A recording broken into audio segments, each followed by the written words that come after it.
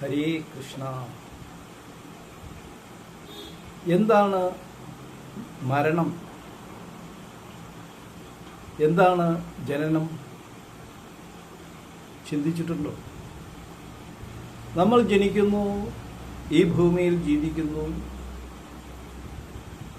വളർന്നു വലുതാകുന്നു, തട്ടിപ്പറിച്ചും കൊള്ളയടിച്ചും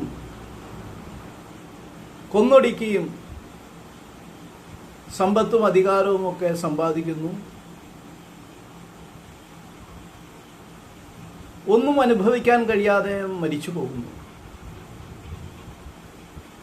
ഇതാണ് നമുക്ക് ചുറ്റും നോക്കിയാൽ കാണാനായിട്ട് സാധിക്കുന്നത്.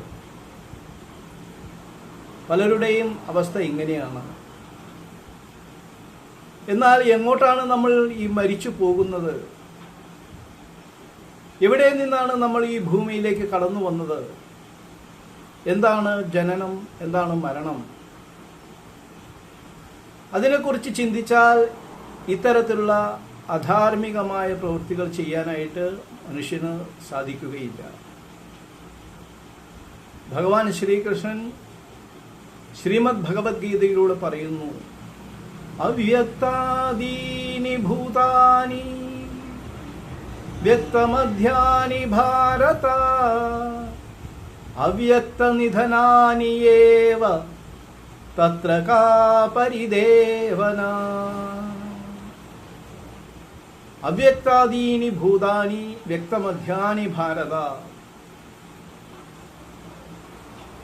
അവ്യക്തതയിൽ നിന്നും ജീവികൾ ജനിക്കുന്നു. ജീവികൾ ജനനത്തിന് മുമ്പ് വ്യക്തമല്ല. ജനനത്തിനു ശേഷം മാത്രമാണ് വ്യക്തമാകുന്നത്.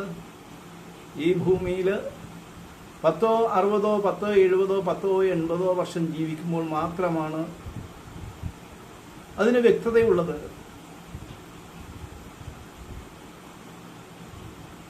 മരണത്തിനു ശേഷം വീണ്ടും വ്യക്തമല്ലാതാകുന്നു, അവ്യക്തമാകുന്നു. ഇതിൽ എന്തിനു നീ ദുഃഖിക്കണം പ്രിയപ്പെട്ട Arjuna? Because those born will certainly die one day, and those who die will certainly be born again. Why then grieve over it, dear Arjuna? എന്നാണ് ഭഗവാൻ ചോദിക്കുന്നത്. ജനിച്ചവന് മരണം നിശ്ചയം, മരിച്ചവന് വീണ്ടും ജനനം നിശ്ചയം. അപ്പോൾ എത്രയോ ജനന മരണങ്ങൾക്ക് ശേഷമാണ് നമുക്ക് ഈ മനുഷ്യജന്മം ലഭിച്ചത് എന്ന് നമ്മൾ ഓർമ്മിക്കുക. വെറുതെ ഒരു മനുഷ്യജന്മം കിട്ടി അത് ആഘോഷമാക്കിയിട്ട് ഒരു ദുരന്തമായിട്ട് പരിവസാനിക്കാനാണ് പലരുടെയും ശ്രമം. ഇന്ന് ഞാൻ പത്രത്തിൽ കണ്ടു, കർണാടക ഗവൺമെന്റ് CBI കോടതിയുടെ വിധി, ഒരു മുഖ്യമന്ത്രിയുടെ സ്വത്ത് വകകൾ തമിഴ്നാട് ഗവൺമെന്റിന് ഏൽപ്പിച്ചു കൊടുക്കണമെന്ന് CBI കോടതിയുടെ വിധി അനുസരിച്ച് അവരുടെ സ്വർണ്ണാഭരണങ്ങൾ മുഴുവൻ, വസ്തുവകകൾ മുഴുവൻ തമിഴ്നാട് ഗവൺമെന്റിനെ ഏൽപ്പിച്ചു. ഏകദേശം 30 കിലോ സ്വർണ്ണാഭരണങ്ങൾ. നമ്മുടെ തൊട്ടടുത്ത സംസ്ഥാനം ഭരിച്ച വനിതയായ ഒരു ഭരണാധികാരിയെ കുറിച്ചാണ് കോടതി ഇത്തരത്തിൽ പരാമർശം നടത്തിയിട്ടുള്ളത്. അനേകം ഏക്കർ സ്ഥലം, വസ്തുവകകൾ.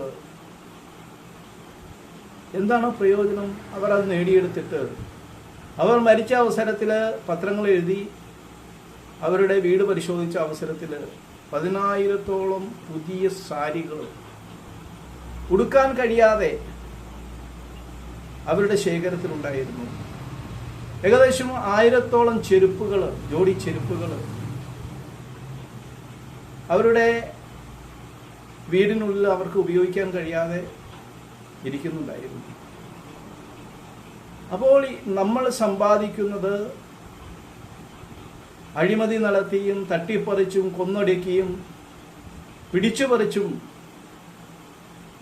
നമ്മൾ സമ്പാദിക്കുന്നത് ഒന്നും നിലനിൽക്കുന്നില്ല.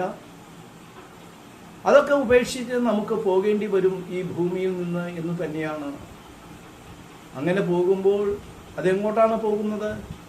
മറ്റൊരു ജന്മത്തിലേക്കാണ് നമ്മൾ കടന്നു പോകുന്നത് എന്നാണ് ഭഗവാൻ ശ്രീകൃഷ്ണൻ പറയുന്നത്.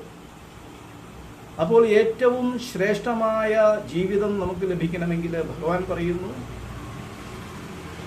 ഏറ്റവും ശ്രേഷ്ഠമായ ജീവിതം നമുക്ക് ലഭിക്കണമെങ്കിൽ